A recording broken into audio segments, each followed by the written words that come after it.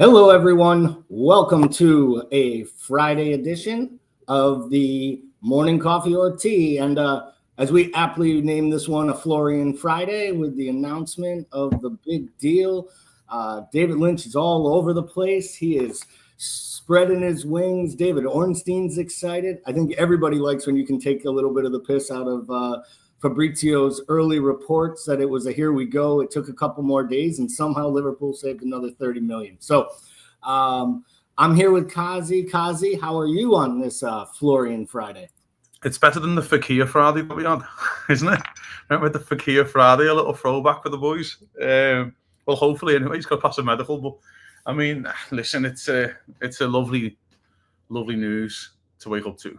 Really is brilliant. I'm so happy that they got it over the line as well. Really good.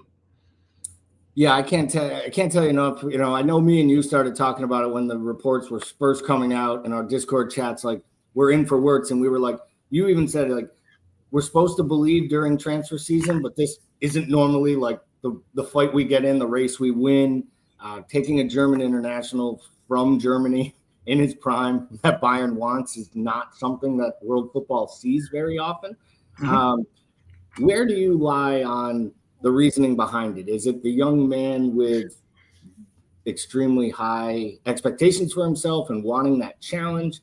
Is it the fact that he got to watch a month worth of celebrations and his best mate to head over to the club in Frimpong? Like, what do you think started to move the needle there or kind of tip the scales towards Liverpool? Because I think everyone in the world thought he is going to Bayern Munich. And if he doesn't go to Bayern Munich, he will take the big bag of cash to replace Kevin De Bruyne at Manchester City. I mean, it's probably a mixture of all that, really. I think Liverpool, I don't know, a tremendous place anyway. Liverpool just won the league.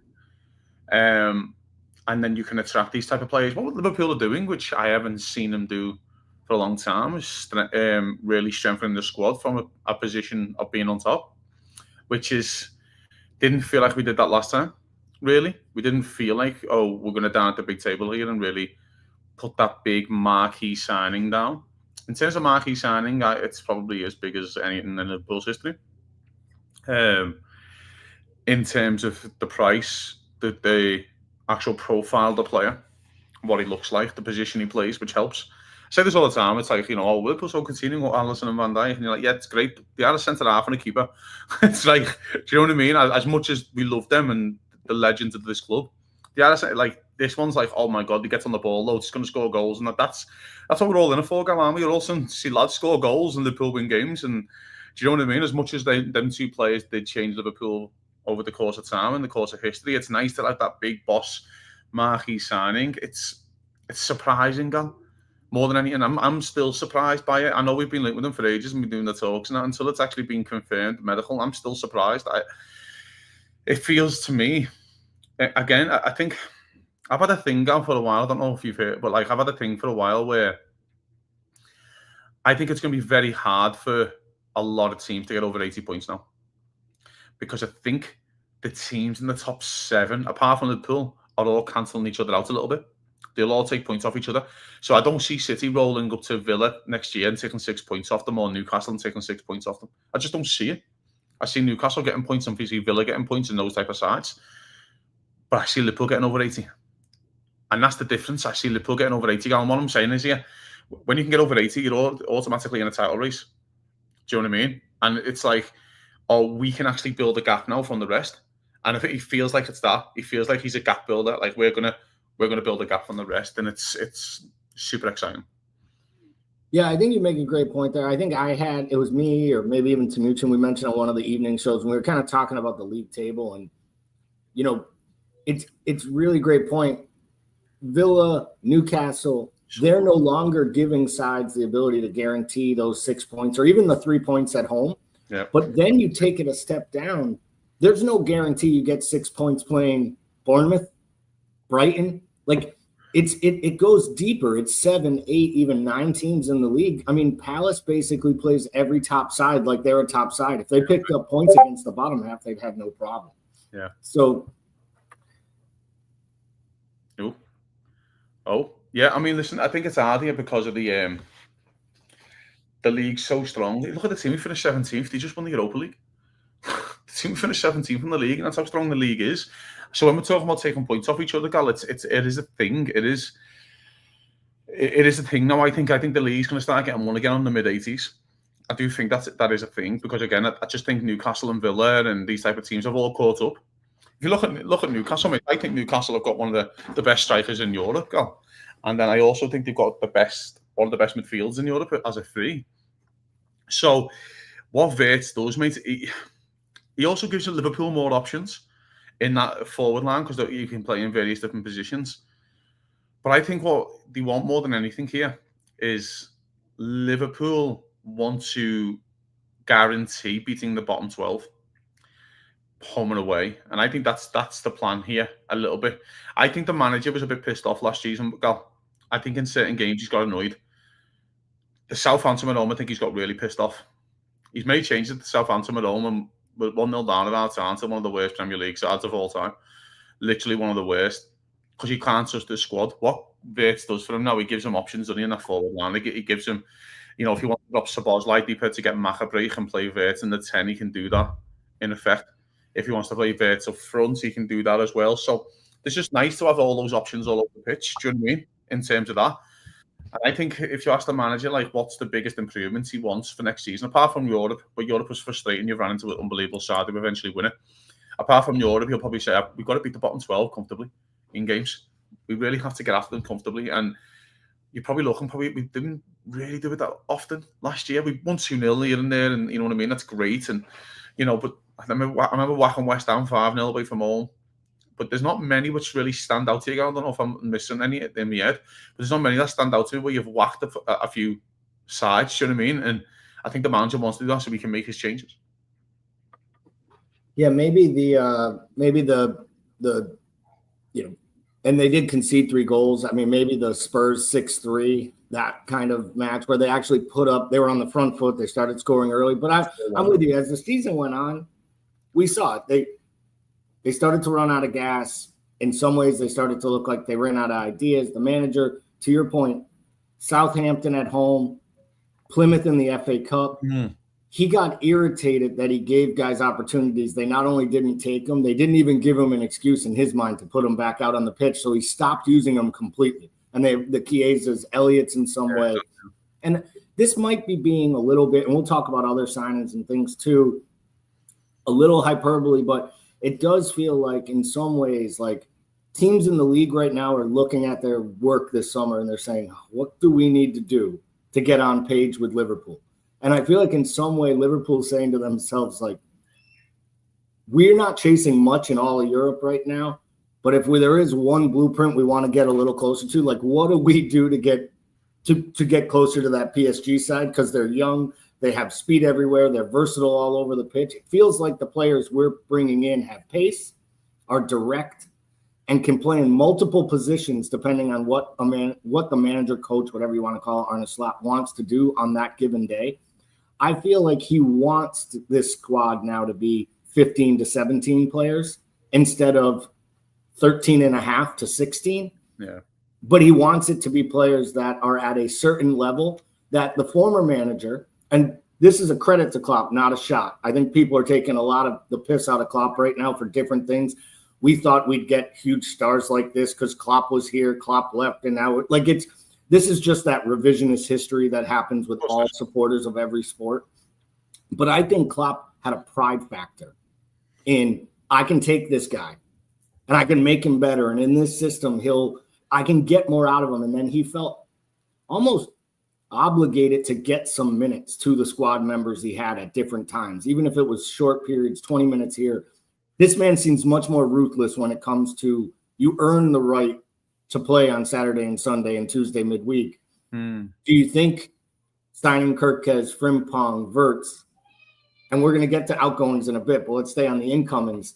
Do you think there is something that the manager is saying, like, I did learn a lot last year about no winter break. I want to go deeper in Europe in the cups. And to do that, I don't need 7 out of 10s. I need 8.5 to 9 out of 10s that are going to push this squad to the new level. No, it's fair. I think there's a part of this where he didn't trust the squad. I couldn't agree with you more there. I think the winter break has really, He's helped having no winter break. He's learning on the job, and we said this since day one. He's had the right to learn on the job. Now, there's also a part here where he doesn't. I think he gets to that mid-February when we play Spurs in the League Cup, and I think it was like a week later, the Villa away game got rescheduled to like a midweek in between City away and something else. I think it was the derby. I think it was Everton away, Villa away, and City away. Yeah, and I think his three matches in 8 days. I think his head fell off. I think he's genuine because I remember Villa and Liverpool spoke to the Premier League going, "Can we move this?" Like even Villa wanted to get it moved, and they went, "Nope." And I think he must have thought, "I can't fucking fall into this trap again. Like this can't continue to happen," kind of deal. And yeah, and then you get to that week, and you have Everton away, so you have the drama that is with Curtis getting sent off and him getting sent in the whole, Michael Oliver, that drama. Then he's got to get the team ready to play in 72 hours, and then get the team ready to play City. It was insane. But also, I think he would like more options to go, well, actually, I can rest Szoboszlai. By the way, Szoboszlai was unbelievable for those 6 weeks. It's the best he's ever played for Liverpool. But I think he would like those more options to happen for him. And what Wirtz does, mate, again, he kind of, for me, I've been thinking about him a little bit more today. He takes away the midfield option that I thought we needed because you can play Szoboszlai deeper. If you play Szoboszlai alongside McAllister in a game, is that the end of the world? Like, I don't think it is. Especially against someone in the bottom 10. Is that the end of the world at all? If you fucking Sunderland roll up at home and you play Szoboszlai, Jones, and Wirtz in the midfield three, would you? Yeah, I'm going to rest McAllister. I'm going to, you know what I mean? That's what that does as well. So it might take away the midfield option I've been thinking we've been desperately need because you might see Szoboszlai as a deeper person.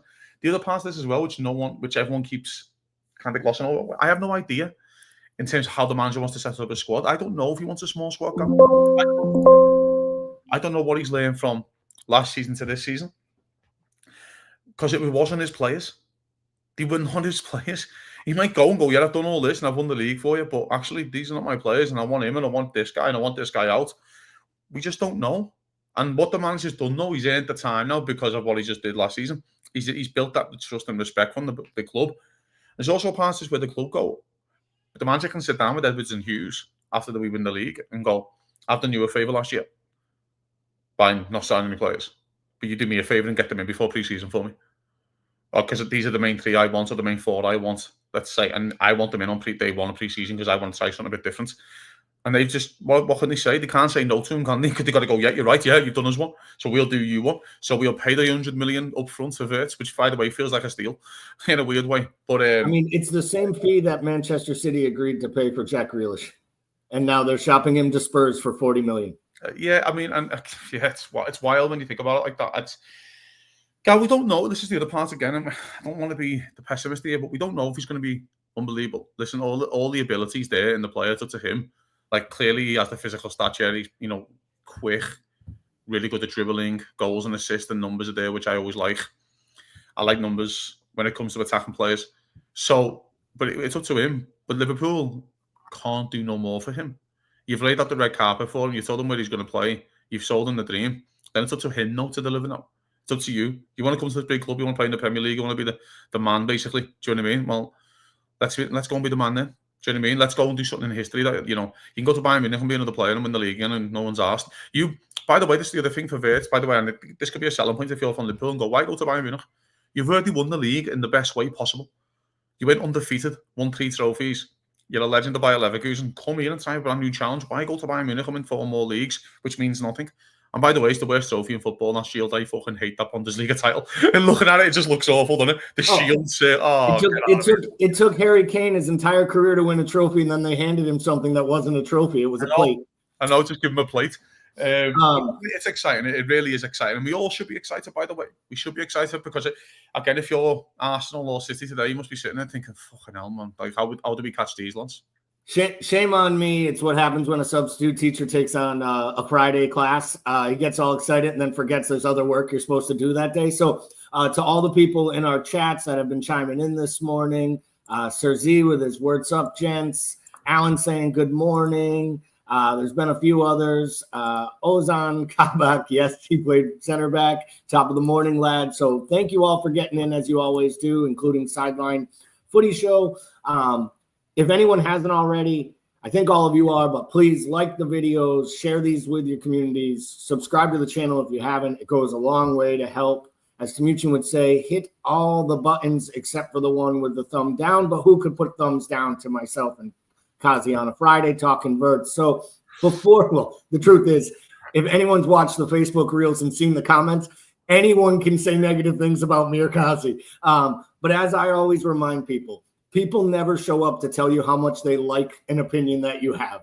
So I take it and wear it like a badge of honor. So keep the hate coming. I have no problem. And as the t-shirt says, we are back on our perch and we are not getting off it anytime soon. If you do want one of these stylish American Scouser new back on your perch t-shirts, there is a link in the description to our merch page where you can check out all the different stuff we have to support everything going on here at American Scouser, and we appreciate you doing it. So before we jump off the incomings, let's talk quickly, because we've talked about it a lot on this channel, right? Let's talk about the Kerkez saga and or situation. Personally, I don't see it as a saga. I see it very similar, in my opinion, to what we heard from the Wirtz camps.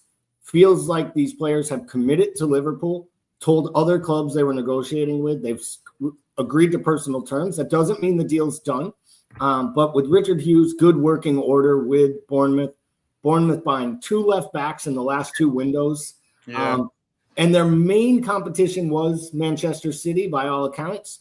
And they went with Aït-Nouri, which it's funny to me that Manchester City had 2 primary targets, Wirtz and Kerkez, for 2 positions. Both guys told them we're picking Liverpool. Like, that feels like a seismic shift.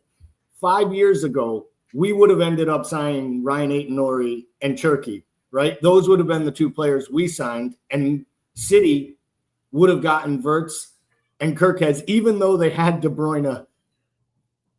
The Kerkez deal specifically, do you think it has to do with his relationship with Szoboszlai, having kind of that Hungarian teammate in the side, his time in the Premier League, or is it a message, a conversation he might have had with Richard Hughes and the manager, the coach, and just knowing a clear vision of what his plan would be? Because for me, Slot's best thing since he showed up is his Dutchness. It's how direct he is, how he doesn't mince words. He actually gives reporters like what he wants from players. He calls players out, but in kind of a professional way. Do you think that directness to a young professional like Kerkez or a player like Wirtz almost gives them the confidence that this man not only wants me at his club, he has a plan for my career's success and he's going to help me get to a new level? Like, it feels like there's something more than just the allure of "you never walk alone" gives me goosebumps when I play at that beautiful ground. I think the Kerkez thing makes it. I think it's very much you want to join the best team in the Premier League, and I don't think it's an hard sell. I do think there's a part though, and we can get this. There's a pessimistic argument I've got later, but about this kind of stuff with incomings and young players and stuff like that. But players want to see where they're going to play. Players want to see where their minutes are, and the players that we signed, the 3 of them, hopefully. They all know they're going to play a lot of footy next year. They all know they're going to play, like, clearly Liverpool have wanted the number 10, number 9/9. Wirtz clearly knows he's going to be playing a lot of games for Frimpong, of course, with no Trent. And then if you look at the left back position, they're probably going to sell Costas. And then you're probably looking to go at Robertson's at an age. He's got a year left on his deal. And Kerkez knows he's going to be potentially Liverpool's left back for 5 to 10 years. And that is also a nice helps. You know what I mean? Because if you look at, I know it's night and day with Chelsea situation, but if you look at the players like Nkunku, who can't get a game at Chelsea, can't really kick a ball for Chelsea, and João Felix and players like that, where they've signed players, there's no plan. There's no plan for them to get the minutes. There's just no time for them. Where it feels like Liverpool, especially in the positions where we're signing, that there's plans and time for them. So, yeah, I mean, I think Kerkez gets done this weekend. I think Kerkez gets confirmed this weekend. And the reason being is I think they were waiting to do the deal with Leverkusen to see how much money they had to give up out of front before they can completely do the Bournemouth deal. Because I keep saying this all the time, because I know fans have been annoyed with it because it dragged on so long, but Liverpool will have a pot of money which they can spend. Now, for people who don't know, because again, I know there's new people to the sport, most transfers are paid off over the term of the contract. So if you agree a £50 million deal, it's usually 10 million a year. If it's a 5-year deal, that's how a transfer works, unless you ask for the money up front. That's how 95% of transfers work. So Liverpool probably negotiating how much money they've got to give Bayer Leverkusen up front before they do the Kerkez, because they're like, hey, we don't want to spunk all our money on Wirtz, and then we haven't got any money to give Bournemouth. We were like, well, unless you have to force an outgoing, which you don't really want to force an outgoing because we really want to keep the value of those players high. Do you know what I mean? Oh, we'll have to accept 10 million, 10 million less for Darwin because we've got to give it to Bournemouth up front to get Kerkez. It just doesn't work like that. That's why these kind of things take a long time. It's a bit of a dance. Do you know what I mean? So it's exciting, Gal. It really is exciting. And again, these are the 3 positions that most fans were yearning for, I think. And if they're going to get boxed before 4 weeks before pre-season starts, then that's a very nice position to be in.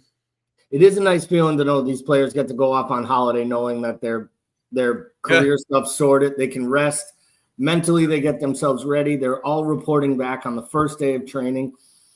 Let's shift to maybe some of the players who won't be reporting on the first day of training. We've spent so much time in the last few weeks being so excited about the incomings. A lot of talk's been happening about the outgoings, and we'll touch on some of the fringe ones, but let's go with the major one.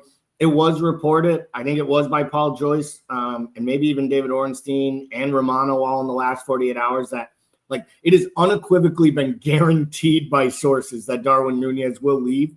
That clearly shows that there has been a commitment on both sides to move on, from this situation. So I'll ask you now, Kazi, do you think he moves within a week or two? You made the comment, and I really agree with it.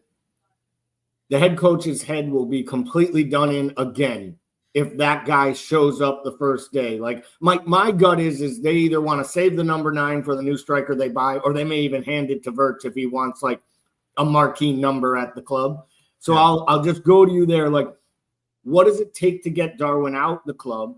And if it isn't Saudi, and say it ends up being Napoli or Atletico Madrid, and the bids are in the 40 to 50 range, where are you accepting a deal? Where do you think Edwards will accept it?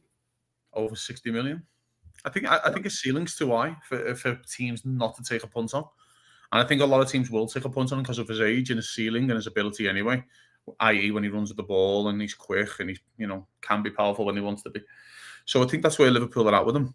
Yeah, I don't think the manager wants him to show first day of pre-season. I don't think he even wants to give him a number. I can't even be arsed looking at him. I don't even want him to look. I don't even want to look at him and letting the players do the bleed test. I don't even want to look at him. And I think there's sometimes managers get like that with those type of players. Certain type of players. And I think his head's been burnt out by the lack of effort of Darwin Núñez in the last 2 months of his Liverpool career. And the manager's called out his effort, by the way, which is a damning indictment on a professional football player. It's not great when a manager calls out effort because it's the bare minimum of you're meant to do, and the manager's called it out, and it's not great. So I think his head burnt out a little bit. So I think he's definitely gone. I just think Liverpool are just waiting. I think also Liverpool, I've said this before, mate, and there's been a few views on an Instagram reel when I said it. I think Liverpool should just sign these 3 players and stop for a while. I don't mean Liverpool should not continue to sign football players, but just wait till we'll see what happens at the Club World Cup. Just wait. And then we don't know what's about to happen. We don't know, again, whether fans want to hear this or not. Rudiger breaks his leg, and then they might come in and put a £70 million bid in for Kanata, who's got a year left on his deal. Keep your option open. Do you know what I mean? Keep the option open. If, Julian Alvarez gets injured and Darwin Núñez goes up by 15 million to Atletico, keep your option open. It's good to have sellable assets in the door. It does help because, again, let these lads go out and go and kill themselves for 6 weeks in the fucking Texas sun playing for a trophy. That means absolutely nothing, which might be able for them to, really kick on and buy our players. So I think Liverpool should sign the 3. That's it for now. And then wait till, and then be the opportunistic type when you can get these out the door. But if you look, Gal, there's probably 7 or 8 players. You'll probably let go, wouldn't you? There's a lot. Yeah, so let's just run through them quickly. We don't even have to go into real detail. Let's start at the back. Obviously, we may loan out. There's talk of potentially loaning out Yaros. It sounds like Ajax is really interested to make him their number 1 for the year, which maybe makes sense with the manager going there and knowing the player, knowing his talent. I think it would help Liverpool to get him first team minutes at a good club in playing in Europe, for the plain fact that there is a world that he could be the number 2 to Mamardashvili at some point if Allison eventually moves on. I know no one wants to talk about that, but you never know. We will not talk about Allison leaving because he's not leaving this summer, and I don't believe he'll even be leaving next summer, to be honest. But if you Janos, Costas, the question marks over Kwanzaa. Yep. Gomez is a question mark. Endo is a question mark, probably still, even though I know he wants to stick. And then Elliot, Darwin, Chiesa and Jota. Jota. There's 9. There's a lot of question marks. I'm not saying you'd sell them all. And Diaz is also a question mark for me. I know he's not for other fans, but he is for me. But so there's a lot of moving parts here, and where Liverpool do have to be opportunistic. So, by the way, most of the players we just named, apart from let's just say Diaz, which is again, they barely get the ball for us. By the way, that's not including like a Tyler Morton, who's still there, and James McConnell still there, and players who aren't going to play any minutes. I mean, there's players to sell even just for filling money, filling coffers. Exactly. So there's a part of that as well. So Liverpool are in a very, very good position when it comes to outgoings as well. And this thing I've seen Paul Joyce today tweeted about there's going to be a lot. There's going to be more incomings. This doesn't stop, of course, and we expect that. We also expect the outgoings. I expect Liverpool to have a net spend of about 100 million when it's all said and done, or just less than 100 million. But that's just me. You mentioned holding out till the end of getting into preseason, maybe holding out, seeing what happens. How important would it be for someone like Harvey right now or Kwanzaa to put a really good showing in at the under 21s for England? Because I do think, but we saw it before. We saw Rhian Brewster get a move after he did really well. We saw, we've seen guys at youth tournaments before have big moments. Even Cole Palmer got himself into the City setup from the youth academy. Granted, it was short-lived, but he got into it because of that great performance. What was it, the under-21 World Cup or under-18s? I think they won under-17, I think it was at the time. That's how long ago it was. So Harvey scored a goal the other day. Kwanzaa got a start for England at center back. Harvey Elliott's an interesting one. I've seen people say, could we convince him to stay one more year?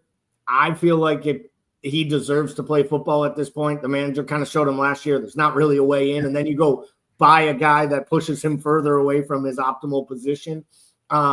Where would you like to see Harvey go? Would you prefer to see him give it a shot abroad and learn in a slower league that maybe he could dominate in? Do you think he should go to a lower level Premier League side, whether it be a Wolves or a Brighton, or should he just say, I'll take the bag of cash in London and play Champions League football with Thomas Frank at Spurs? Like, what type of club makes the most sense for a player like Harvey, and what type of fee do you think Liverpool should be expecting to get for him? I think he'll go abroad. I do think he might go to Bayer Leverkusen or someone like that. But I think Newcastle should sign him.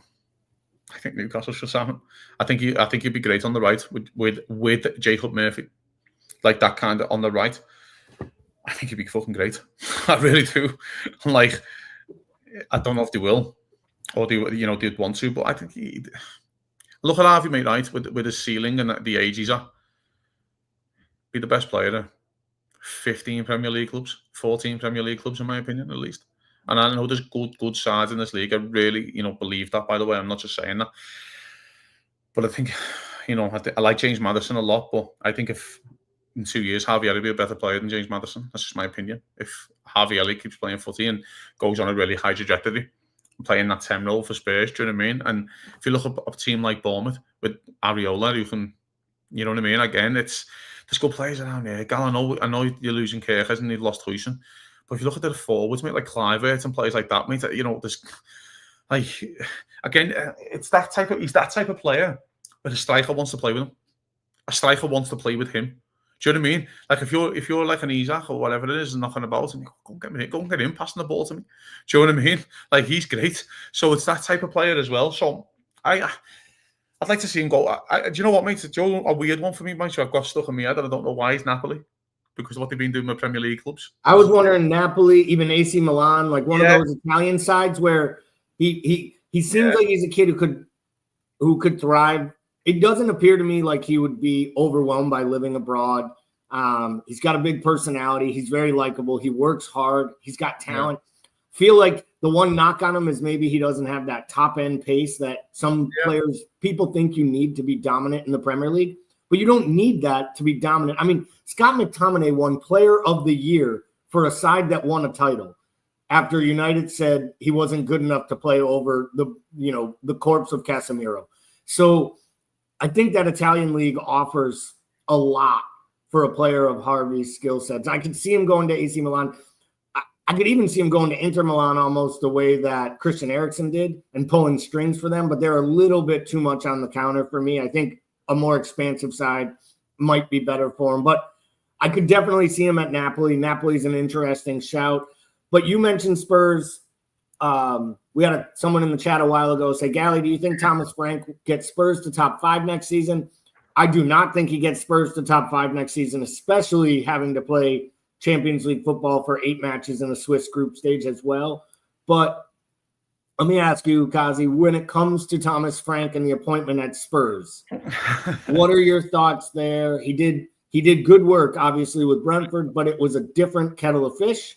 He had 1 goal every year, and that was secure safety and then eventually push on and get better. He definitely makes players better, and he proved that you can lose players like Tony. You can lose players during his watch, and he'll find other players and build them up.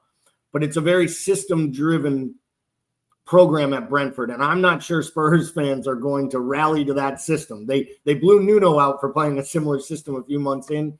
Where do you see Thomas Frank at Spurs?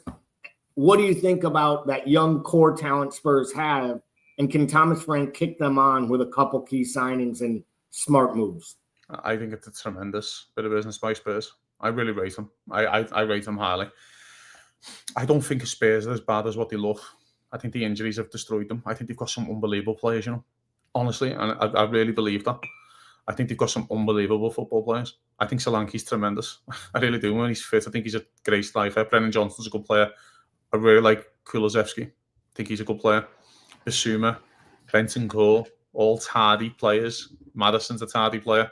Van de Ven and Moreno's the part. I think I mentioned this last night in the 30 podcast. I think they only played like 15 games together last season. And when they did, they had a 70% win rate. Like, that's the killer. That is the killer. They're the 2 best centre-halves, and you can't get them on the pitch at the same time. But if Frank can figure out a way, I've got a feeling that I've got a feeling Romero might just do a Saudi move. I don't know why. That's just something that's in my head. He just thinks of a Saudi move. I've won the Europa League, I've won the World Cup, I'm just going to go and cash in. Do you know what I mean? And just go and have a lovely time in the Saudi League. Now, if they go and get a big centre-half goal, I like a doggy left back. I like Porto at right back. So if you actually look, on a keeper, go and get a really world-class keeper. I think they should take the page out of Chelsea's dumbness of not stumping up 20 million and just sign, I never pronounce his name right, but the French number 1 there, Magnin. I know he's 30, but he's a solid keeper. He's a good shot stopper, and he's a leader from all accounts. He would have been perfect for Chelsea. He was just what they needed, a bit of veteran leadership. Chelsea picked the right time there. They need to not pay money for someone, which is wild. Well, he's over 23, so automatically they were like, well, he falls off our list. I agree with you on the keeper shout. I think that they could improve there. They could find another center half. I did like the guy Danzo that they brought in January. He held the job. Yeah. He could be your 3rd center half as well, like him and 2 others. Exactly. I think with them, you could sell Richarlison. You might even sell Son for a bag of cash to Saudi. He looks done. Been a great servant to the club, but he got his trophy. He got to pick it up. And I do think Spurs are a lot closer too. And I think Ange played a suicidal high line and just refused to get away from it. There's no way that Spurs side with Bergvall and Archie Gray and the young talent they have to go along with all the veteran players you talked about should have lost 22 out of 38 matches. I mean, that's asinine. And the injuries do play into that. Yeah, you're right, though. You are right. It's still not good enough. Even if you have injuries or not, it's not good enough. You've got to figure out a way to get results. And I think, the manager kind of said he swallowed the second half of the season just to win a trophy because they were in the semi-final of the League Cup, of course, against us, and the Europa League. And I think he just kind of swallowed it a little bit. And the FA Cup was kind of starting then as well. So I think there's an argument, right? I just think if you get them on the pitch, I know you're saying I don't think they'll get top 5, but I really like them. I know the Champions League. I get it. And it's a fair point what you're saying, but I just think if you can get them fit, if he does the Mbeumo, who's being linked with him today, like they like really close to hijacking that deal from United. Like if they pull that off, that's a massive coup for them because he becomes their second best, maybe their best scorer, second best scorer. Him and Solanke, they can score 30. They can do what him and Visa did. This is the point. Yeah. And you have Kulusevski behind him, who I think might be, Brilliant. when fit, the most underrated player at a bigger club in the whole Premier League. So let's go off Spurs. Why don't we stay on this topic quickly before we look around some of the other transfer news that are popping around the Premier League? But let's talk a little bit about what this means to Brentford. So Brentford lost a man that gave them stability and leadership at their club since they've become a Premier League side. I think some Brentford fans might say they were a little disappointed that they kind of fell off right at the end of the season and ran out of gas. Felt like they could have got into Europe. Team is pretty well set up, but they are going to lose Mbeumo most likely this summer. But they're used to that. They do have good young talent, Lewis Potter. They still have Visa, but he's on very low wages, and there's a lot of talk of clubs coming in for him as well. If you were Brentford, would you be holding kind of firm that one of the two of them can leave, but you're not losing your two best goal scorers and your manager in the same season? Or Visa's 29 going on, or 30 going on 31 next season. Would you think if someone comes in, whether it's Saudi or someone else with a bag of cash in your Brentford, you kind of got to take that money and start the rebuild now? Give the new manager that comes in the funds to shape this into his side.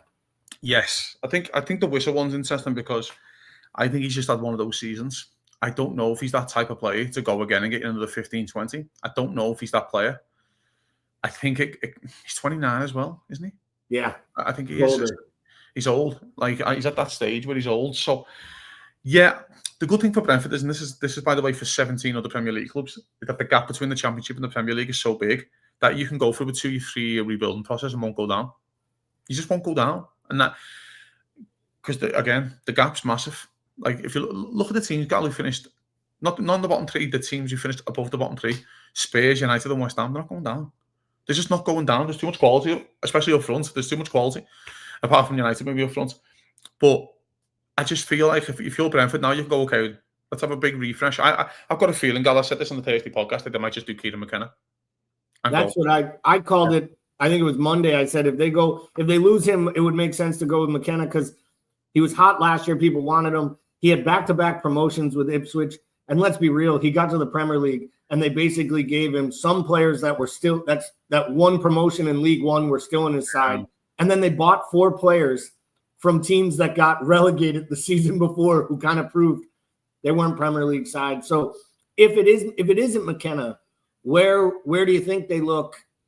What type of manager profile should they be looking for? And should they be trying to find their version of Iriola or the guy that is, at Wolves, the Pereira at Wolves, like a foreign manager that changes things? Or is it Brentford being Brentford and maybe the smartest thing is to kind of keep it steady right now, hire someone who has some Premier League experience? Because to me, the only thing that could set Brentford off is a really, really poor start. Like they want to get out of the blocks and put up some points and not be anywhere near that relegation zone come November-ish, because then you start talking about firing the manager.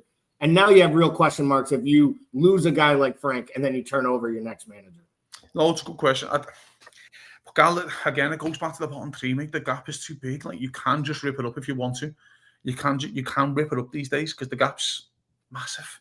It's ginormous, and you'll still stay in the Premier League. So I don't know if it's not McKenna. I don't really know. Like, no one kind of sticks out to me, at least. Do you know what I mean? I'm sure there's a few half decent managers who've done good jobs in the Italian league or the German league or something that you might be able to go on a track. Do you know what I mean? But I don't know. Sometimes it feels like the answer's right in front of you, and it's just the right answer. Because you also think if you're McKenna and you're really eager to get top jobs and that, you go, come here for 4 years. Come here for 4 years, do a good job here, get us into Europe, and then United will come for you. Because United sack managers every week, so they'll come for you anyway.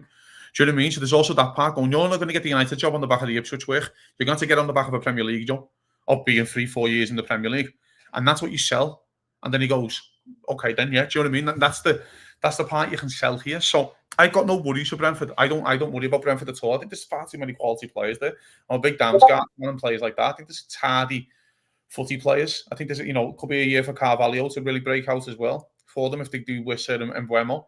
You could really break out. This is the thing about Carvalho. We all know he's got quality. It's just about showing it.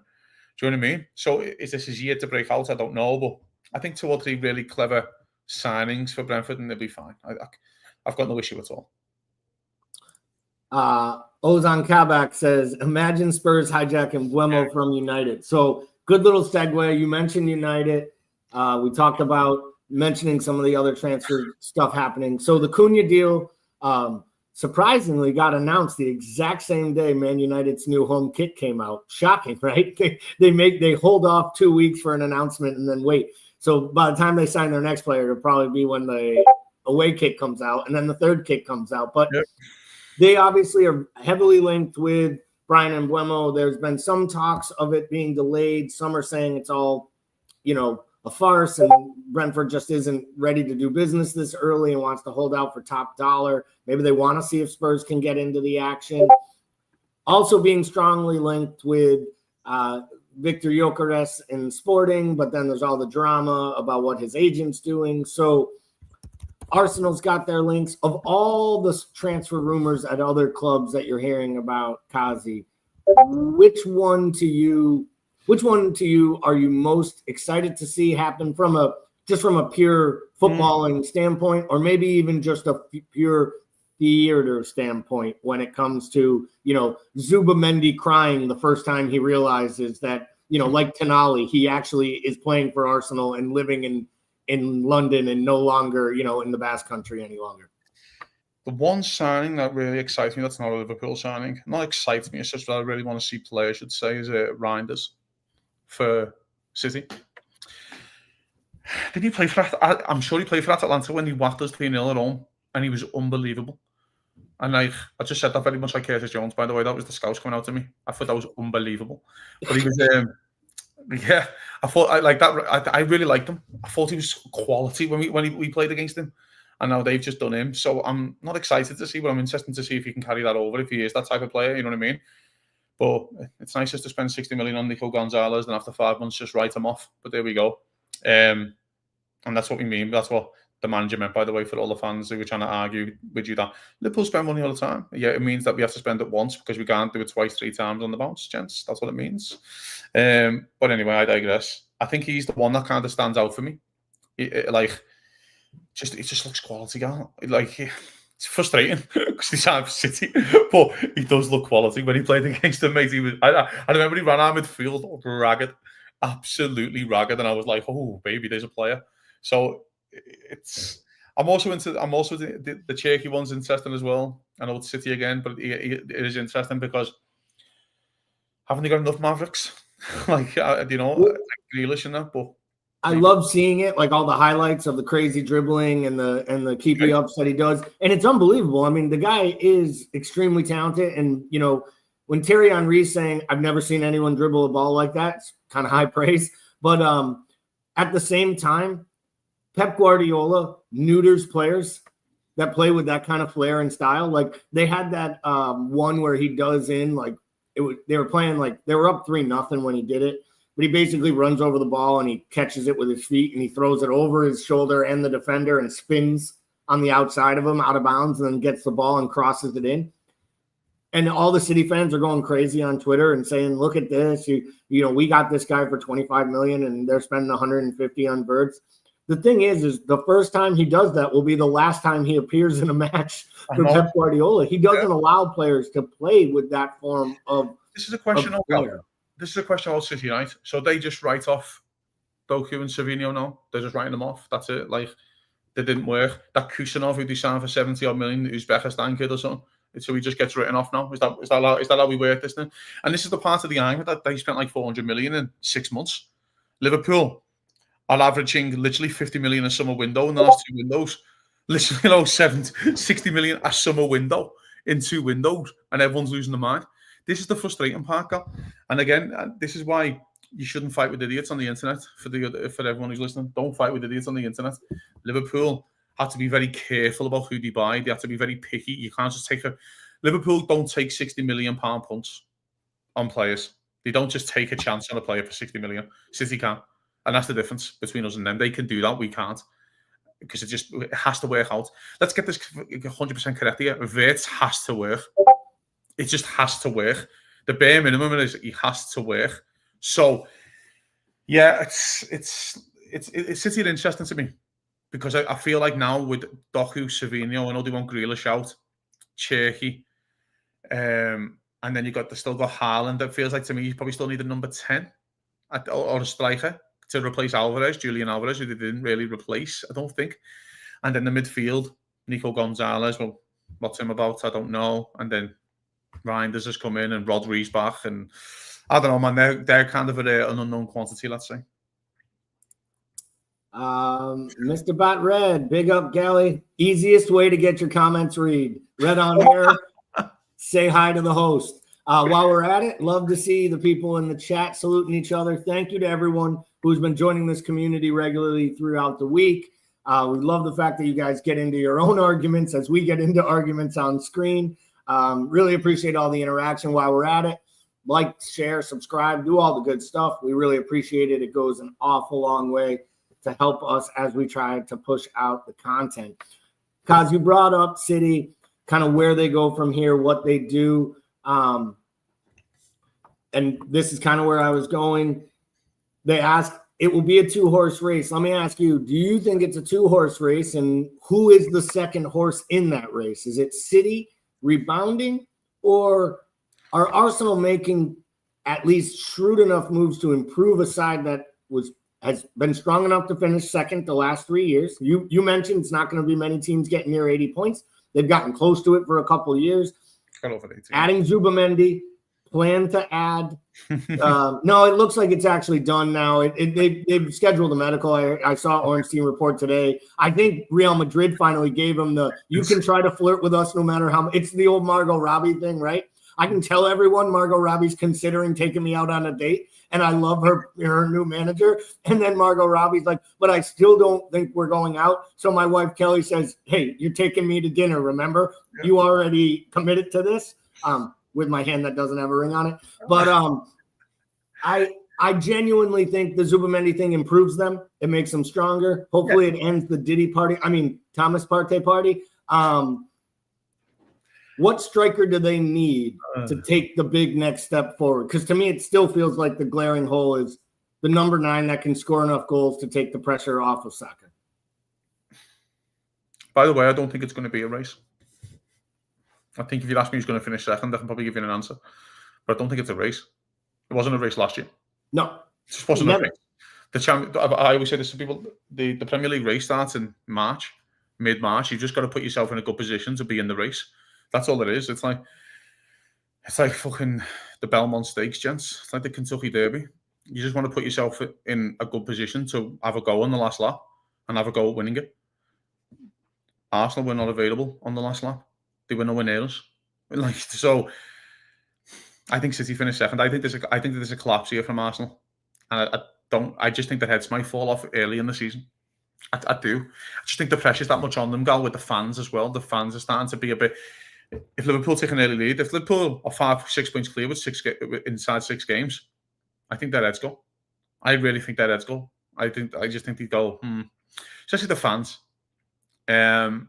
So I'd say City will probably finish second. I'd say Arsenal won't finish in the top 4, but I do see a world where they fall apart a bit. Gal. You mentioned striker. Striker's interesting. I don't think he wants one. I think he wants Havertz. And I think he wants a boss winger. I think he wants Saka and a boss winger because Martinelli's not the one for him. I wouldn't be surprised if he goes and does an unbelievable left winger and goes and I know he's linked with Sesko, which is interesting, but again, he's a bit of an unknown quantity as well. But I just think he prefers Havertz. I think what he does for him. By the way, I like Havertz. I might be the only Liverpool fan in the world, but I really like Havertz. I think he's a top player. I know that sounds wild to say. I just think he's such a foil for the others.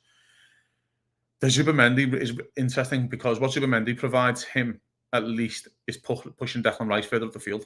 Declan Rice isn't a 6, he's an 8, 10.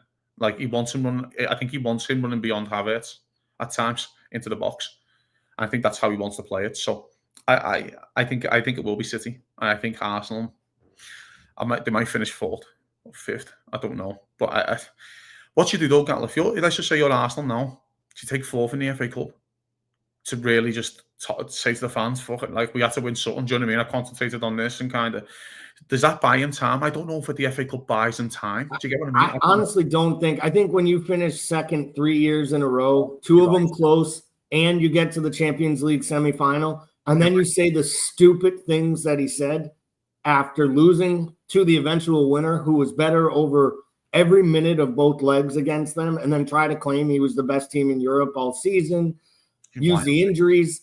All of it was madness. So I think every time Arteta talks, he actually hurts what he's built there, because in all accounts, he took over Arsenal in a weird spot. They allowed him to clear out the deadwood, which is really important. They backed him with players he wanted, like Jesus and Zinchenko and players he'd worked with. They bought him Havertz.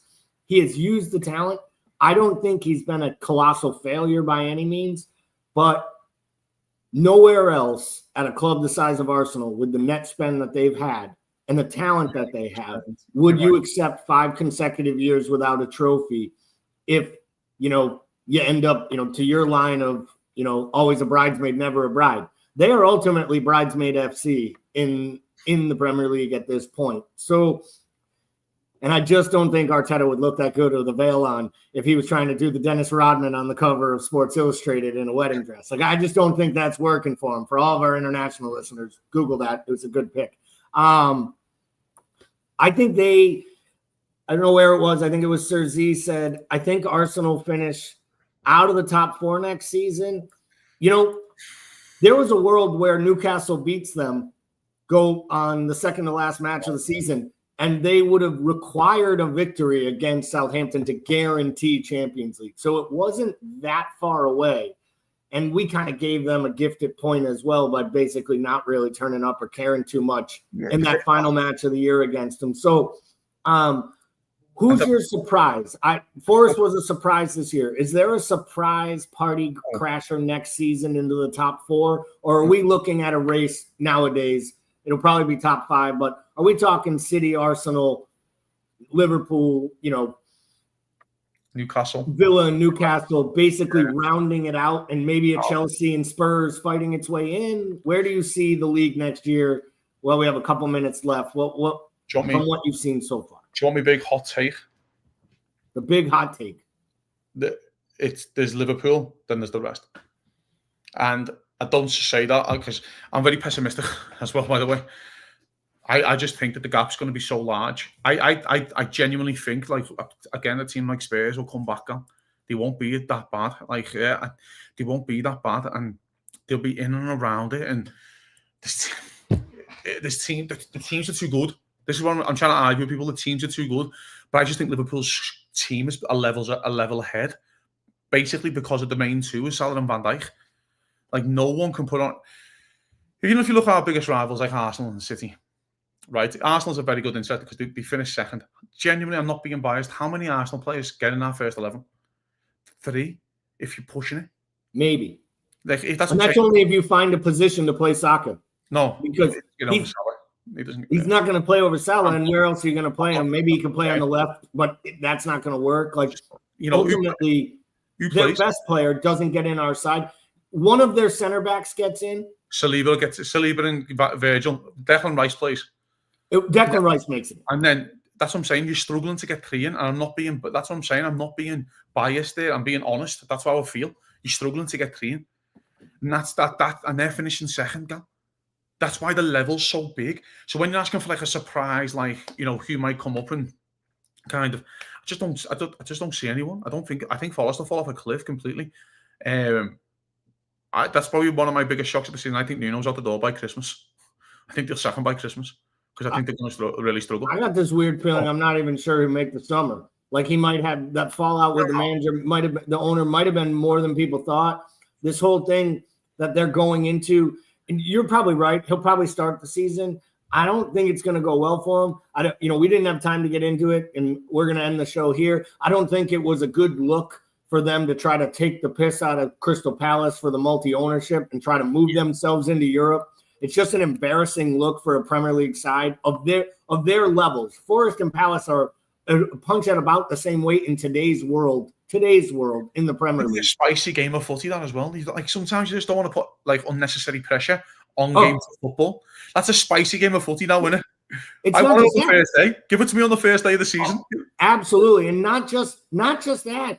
I think any and all clubs that don't have an affiliation to Forest are going to look at that and say, the Bournemouths of the world are going to be like, what would you try to do to us? What are the Brightons? Like, we are these clubs that fight to get into tournaments, to go deep, to win something. And now you're trying to basically undermine us on our way out. So with that, we're going to wrap up the show here. It was an awesome Florian Friday. Thank you, Kazi, for joining me. Thank you to everyone in the chat, Tony in the studio, Ozan Kabak, Dave Leslie, Anil, Mr. Batred, everybody out there, anyone I've missed, I apologize. Just so everyone knows, we will not have a morning show on Monday. The big guy's on vacation. We don't have anyone to be able to host. I got to fly to Pittsburgh to play in a golf tournament with Ronald McDonald. I'm not even making that shit up. But I hope everybody has a wonderful weekend. Just remember, we have footy coming. Couple more weeks off. The signings will be here before you know it. Preseason will be started, and we'll be back going for number 21. Up the Reds. Have a great weekend, everybody.